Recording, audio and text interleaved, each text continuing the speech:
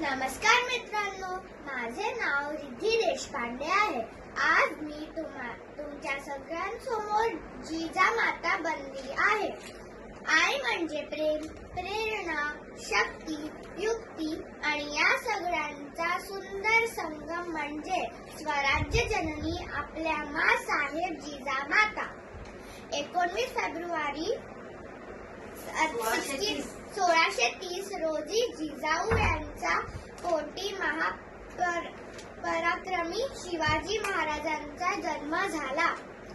स्वराज्याचे स्वप्न यांनी शिवबांच्या मनात पेरले व फुलवले। बाळा, पारतंत्र्यात असलेल्या लोकांना स्वातंत्र्य मिळवून दे, अशी शिकवण त्यांनी शिवरायांना दिली। वेळोवेळी मोलाचे सल्लेही दिले। आज आपण जो अखंड भारत पाहतोय तो फक्त राजमातेमुळे। म्हणून प्रत्येक आईने जिजामाता बनले पाहिजे, तेव्हाच तर शिवाजी महाराज जन्म घेतील। जिजाऊ तुम्ही नसता तर नसते झाले शिवराय व शंभूराजे। जिजाऊ तुम्ही नसता तर नसते लढले मावळे।